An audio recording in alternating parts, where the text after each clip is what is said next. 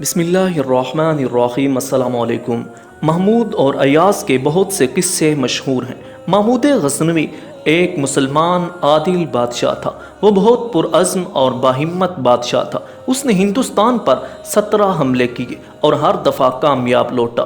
اس نے سومناتھ کا ناقابل تسخیر مندر بھی توڑا، جس پر ہندوؤں کا یقین تھا کہ یہ دیوتاؤں کی رہائش ہے اور کوئی انسان بھی اس کو تسخیر نہیں کر سکتا۔ اس لیے محمود غزنوی کو بت شکن بھی کہتے تھے، کیونکہ اس نے سومناتھ کا مندر گرا کر اس کے سارے بت توڑ دیے تھے۔ ایاز اس کا ایک غلام تھا۔ ناظرین، آپ کو محمود اور ایاز کا ایک انتہائی دلچسپ واقعہ سناتے ہیں، لیکن اس سے پہلے تمام نئے آنے والے سبسکرائبر کو خوش آمدید کہتے ہیں، اور جنہوں نے ابھی تک ہمارے چینل کو سبسکرائب نہیں کیا، چینل کو سبسکرائب کریں اور بیل آئیکن کو پریس کریں۔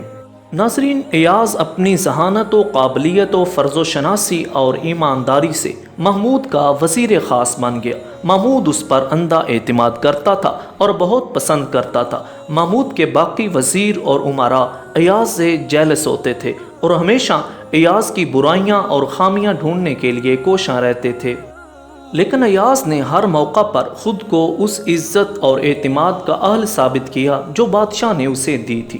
ایک دفعہ محمود کے تمام وزراء نے مل کر ایاز کی غیر موجودگی میں یہ شکایت کی کہ ایاز ایک غلام ہے اور باقی تمام وزراء بڑے خاندانوں اور نام و نسب سے تعلق رکھتے ہیں۔ ایک غلام کی اتنی قدردانی اور اس کو دربار میں اتنی عزت دینے سے ان کو اپنی ہتک محسوس ہوتی ہے۔ ایک غلام اس قابل نہیں ہوتا کہ اس کو ایسا مقام دیا جائے۔ محمود نے کہا، ٹھیک ہے، میں دیکھتا ہوں۔ اگلے دن دربار میں محمود نے ایک بہت قیمتی ہیرا خزانے سے منگوایا اور ساتھ ایک ہتھوڑا بھی منگوا لیا۔ محمود نے اپنے ایک عالی نسب وزیر کو بلایا اور کہا، میں تم کو حکم دیتا ہوں کہ اس ہیرے کو توڑ دو۔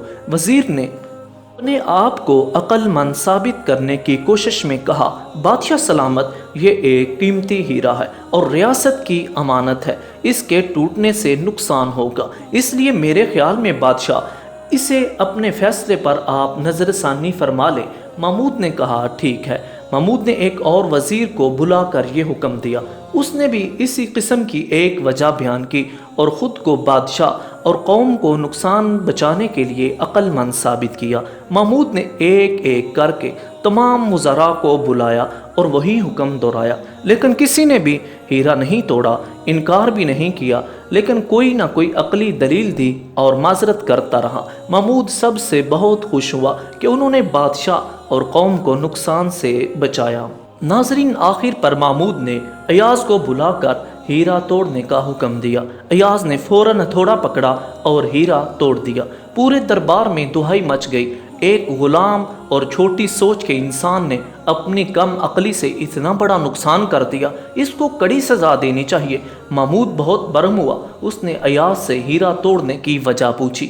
ایاز نے بہت تاریخی جواب دیا اور پورے دربار کا منہ بند کر دیا۔ ایاز نے کہا، بادشاہ سلامت، میرے لیے آپ کا حکم اس ہیرے سے بہت قیمتی تھا۔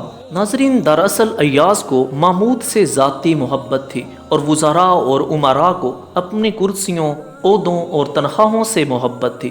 یہ فہم و عقل جو ایاز کے اندر تھی وہ محبت کا ذاتی فیضان تھا۔ محبت خود ادب سکھا دیتی ہے۔ ناظرین، جس طرح شیطان عاقل تو تھا، عاشق نہ تھا۔ السلام علیکم۔